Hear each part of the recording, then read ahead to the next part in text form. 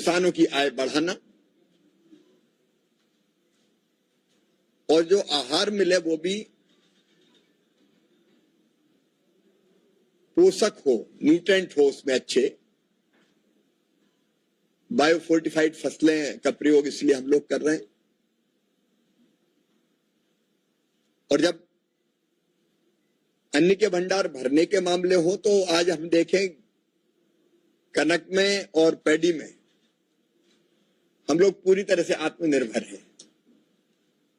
अन्न के भंडार हमारे भरे हुए हैं। पंजाब का उसमें जबरदस्त योगदान है। मैं पंजाब के किसानों को प्रणाम करता हूं। लेकिन अब कृषि की विविधीकरण की तरफ भी हमको जाना पड़ेगा। तीसरी सबसे बड़ी फसल कनक और पैडी के बाद अगर अब देश में कोई तो वो है मक्की। और मक्की केवल अब खाने के काम नहीं आती, खाने के काम कम आती है। मक्केदार रोटी, सरसों दा साग, उसका अपना महत्व है, लेकिन उससे ज्यादा अब वो औद्योगिक उपयोग में आने लगी है। आप जानते हैं हमको डीजल और पेट्रोल इंपोर्ट करना पड़ता है, मंगाना पड़ता है। बीच में नीति बनाई, इथेनॉल की पॉलिसी बनी कि 20% तक इथेनॉल का मिश्रण किया जा सकेगा और मक्की का उसमें बहुत उपयोग है। मुझे बताते हुए खुशी है कि इथेनॉल की पॉलिसी के कारण 1,40,000 करोड़ का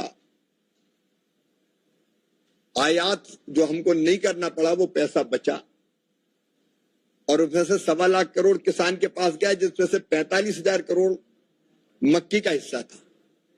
तो मक्की की एक फसल बेहतर हो सकती है और ये पैडी का मुकाबला भी कर सकती है। उत्पादन में भी पानी भी बचेगा, कार्बन गैसों का उत्सर्जन भी कम होगा। इसलिए मक्की का क्षेत्र बढ़े, उसके लिए अच्छे बीज, उनकी किस्में तैयार करना। अभी उत्पादन में गुंजाइश काफी है क्योंकि हमारा एवरेज अभी 5-6 टन के आसपास है पर हेक्टर। कुछ किसान बहुत अच्छा पैदा कर रहे हैं, ये भी अलग बात है, कुछ प्रदेशों में इससे ज्यादा हो रहा है, लेकिन जो संभावना है वो 100 क्विंटल पर हेक्टर तक की है। इसलिए नई नई किस्मों का विकास करके जो पानी अगर ज्यादा हो तो भी सहन कर ले, गर्मी ज्यादा पड़े तो भी सहन कर ले, कम पानी में हो जाए, रोग प्रतिरोधक भी रहे, उसकी किस्में तैयार कर रहे हैं। वो किस्में भी, उस पर भी यहाँ कई प्रयोग होंगे। और उसके साथ साथ मक्के का पोल्ट्री में उपयोग है, मक्के का स्टार्च बनाने में उपयोग है, मक्के का साइलेज बनाने में उपयोग है। तो इस तरह की इंडस्ट्री रोजगार भी दे और हमारी जरूरत भी पूरी करे। उस तरह के भी और जितने प्रयोग हो सकते हैं वो भी होंगे। मैकेनाइजेशन का प्रयोग भी यहाँ पे होगा। तो इस दृष्टि से हमारा जो मक्का अनुसंधान संस्थान है ये बहुत महत्वपूर्ण है। 2014-15 तक मक्की का उत्पादन होता था लगभग 24 बिलियन टन। इस बार बढ़ के 24-25 में हो गया ये 42.28 मिलियन टन। और इस साल जो खरीफ में मक्की बोई गई थी उसका अनुमान है वो 47 से 50, 47 से 50 क्विंटल मिलियन टन का अंदाज है। तो उत्पादन हमारा लगातार बढ़ रहा है। ये और कैसे बढ़े, इसके लिए जलवायु स्मार्ट मक्का की खेती, खेत से बाजार तक वैल्यू चेन और बायोफोर्टिफाइड जैसी जो किस्में हैं उनका विकास ये संस्थान करेगा। इस दृष्टि से आज का कार्यक्रम बहुत महत्वपूर्ण था। आपने देखा कि हम लोगों ने वैसे भी कंसल्टेशन की प्रक्रिया काफी चल रही थी, लेकिन अलग अलग लोगों को सुना भी। आज जो विचार आए हैं उन विचारों को जोड़ते हुए और मक्के के क्षेत्र में कैसे बेहतर काम करें, इस दिशा में हमारा कृषि मंत्रालय और आईसीआर लगातार काम करता रहेगा। मित्रों, पिछले दिनों बाढ़ के समय में आया था प्रधानमंत्री जी के निर्देश पर, और उस समय काफी भयावह स्थिति थी। इसके बाद भारत सरकार के कई मंत्री स्थिति को देखने लगातार यहां आते रहे और प्रधानमंत्री जी पंजाब के दौरे पर आए और उन्होंने 1600 करोड़ रुपए के पैकेज की यहां घोषणा की थी। उसके अतिरिक्त ये बात मैं खुलिया साहब मेरे साथ है, देखो जब जनता कष्ट और संकट में हो तो कोई राजनीति नहीं, पहली कोशिश यही होनी चाहिए कि हम अपनी जनता को कैसे परेशानी से बाहर निकालें, मुश्किल से बाहर निकालें।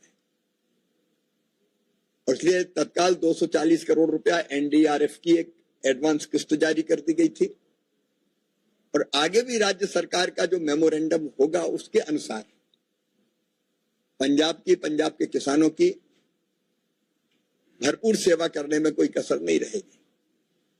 मेरे पास चूंकि ग्रामीण विकास मंत्रालय भी है कृषि के अलावा, तो एक तो कनक के बीज की मांग आई थी कि जिन किसानों की फसल खराब हो गई तो उनको कनक का बीज निःशुल्क मिल जाए, उसके लिए भी लगभग 74 करोड़ रुपए की राशि स्वीकृत की है। बागवानी की फसलें भी खराब हुई होगी तो सरकार का जैसे प्रतिवेदन आएगा हॉर्टिकल्चर की फसलों के लिए भी हम मदद करेंगे। एक समस्या आई थी, मकान लोगों के पानी के कारण गिर गए थे, टूट गए थे या इतने खराब हो गए कि वो रहने के लायक नहीं बचे। हमने पंजाब सरकार से निवेदन किया था, क्योंकि फेडरल स्ट्रक्चर है अपना, सर्वे का काम स्टेट गवर्नमेंट करते हैं, तो जिन लोगों के मकान टूट गए हैं आप सर्वे करके हमारे पास पूरा प्रतिवेदन भेजिए। तो वो प्रतिवेदन पहले हमारे पास आया था 14,000 मकानों का, तो हमने पहले 14,000 मकानों की राशि स्वीकृत कर दी थी, लेकिन मैंने और आग्रह किया था, खुंडिया साहब भी जब वर्चुअल हम जुड़े थे, पीएम किसान सम्मान निधि की पंजाब के किसानों को एडवांस में राशि इसलिए डाली कि अभी खेतीबाड़ी में काम आ जाए। हमने ये कहा था कि और भी नुकसान हुआ हो तो बताएं। तो कल रात को 9 बजे हमारे पास 36,703 आवास का प्रस्ताव आया कि इनके मकान टूटे हैं, खराब है। मैंने पंजाब आने के पहले ही रात में 9 बजे मुझे प्रस्ताव मिला,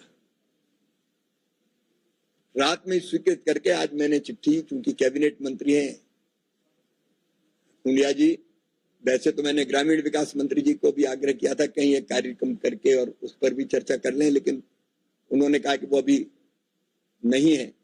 मुख्यमंत्री जी के पास भी मैंने पत्र भेजा था, लेकिन आज खुंडिया साहब थे तो मैंने उन्हीं को स्वीकृति का पत्र भेज दिया। इसमें 1,20,000 रुपया मकान खड़ा करने के लिए और मनरेगा की राशि मजदूरी के लिए और टॉयलेट का पैसा अलग पे लगभग 40,000 रुपया इसके अलावा, मतलब 1,60,000 रुपया प्रति परिवार को अपना मकान खड़ा करने के लिए, ठीक करने के लिए मिलेगा।